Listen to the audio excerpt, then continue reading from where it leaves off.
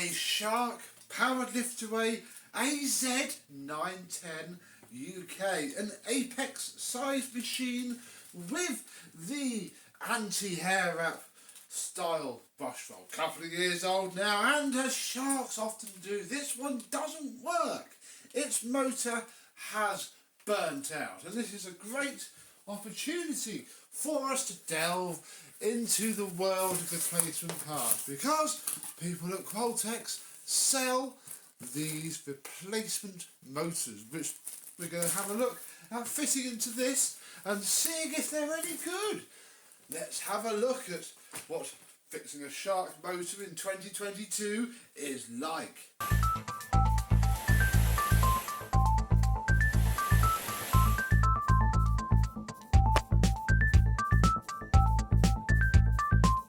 Yes, hello, my vacuum cleaner chums. How are you today? Yes, £39.99 nets us something that looks pretty much identical to a normal Shark motor, obviously done on purpose so it can be a direct fitment, but part of me does wonder if they have been specially made or if they've just been sourced from the factory in China. So yes, for our $39.99 we get ourselves a motor, we get a rubber mount which we may or may not need, and we get some instructions from Masterpart. So another company name to add to our web, but this gives us a pretty quick idea at what we need to remove to do our motor. Now, I'm not doing it quite that way because I have a sort of method that I use, but we'll see. Regardless of which way we go, the first thing that I need to do is to get rid of all of that and this, because we don't need it. We have actually some quite clean filters. I think the bloke took reasonable care of it, although that's wet.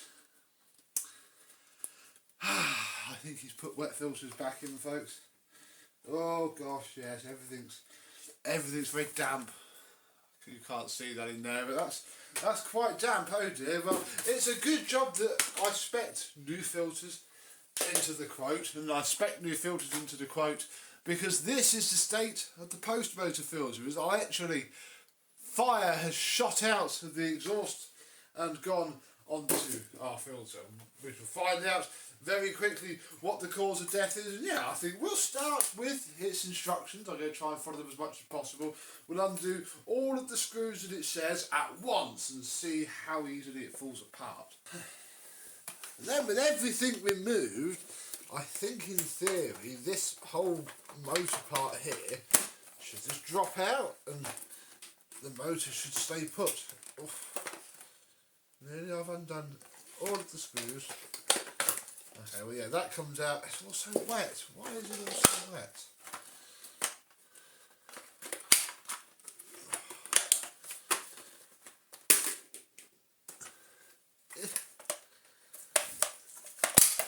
Oh my gosh, it's absolutely soaked.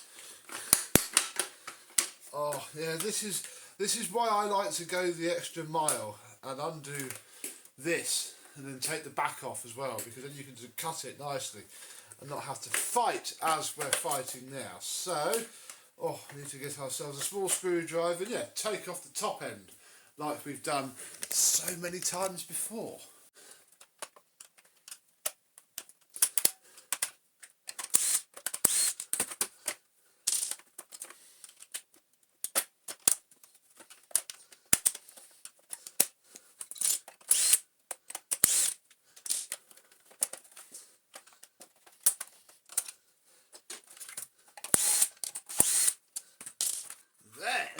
This whole back part lifts off, and we can get to, it's this bit here that will be caught. Best choppy McChoppy, although I'll do it quite long, just so I know that we've got enough length.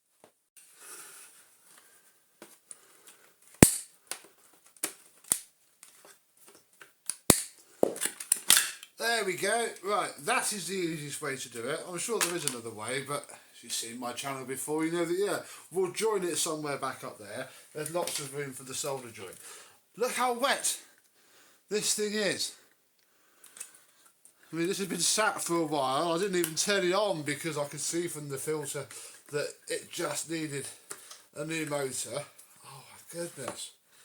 This is absolutely dripping wet. Never do this, folks, ever. Oh, yeah.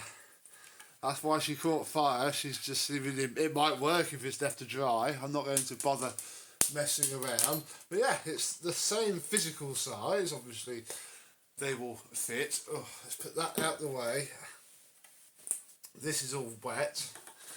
This all needs to dry. So my idea of a quick, let's do a little motor swap video for something to do. And now I'll turn into, I'm basically going to wash and dry half of this because otherwise it's just going to be absolutely soaked. Oh, blimey. Right, let me, look, under there. All wet and minging. So, I'm going to have to come back when all this is dry and ready to receive our new motor. It's now the next day and things are looking a lot drier, a lot better. It's all just going, I just chucked it in the airing cupboard and then wiped it down. So, we can start to build it back up. And I'm going to do it my way, as in connect it up separately. So, we shall get our motor. I saved this very important piece from the old one. This is obviously what we need in order to pass the cable through. So, we shall finish putting the wire up, and I don't actually know where it needs to go, so we'll leave it there. The motor rubber that came with the new motor,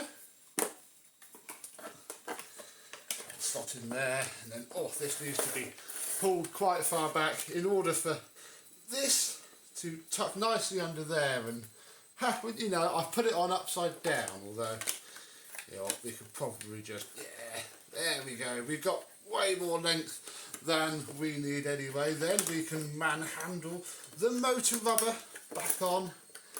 This is why I do the Shark motors the way I do, because, well, it's the way I taught myself, and it's quite easy really, because now we can just, slot this on here, but first feed the cable into the back.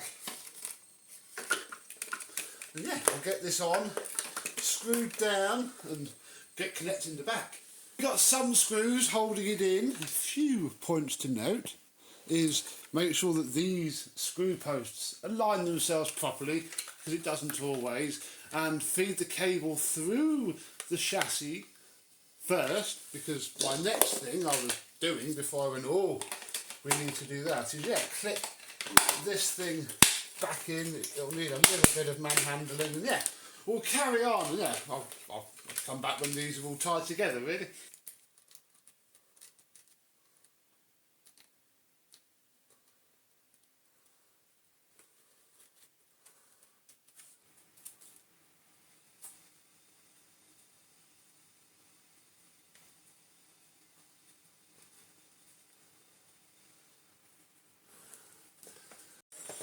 And with everything connected up and tucked back into place, we can put the back on, which stitches everything together, finishes all the screws, and should then leave us with one last job to do. What we should probably do now is check that the thing actually works.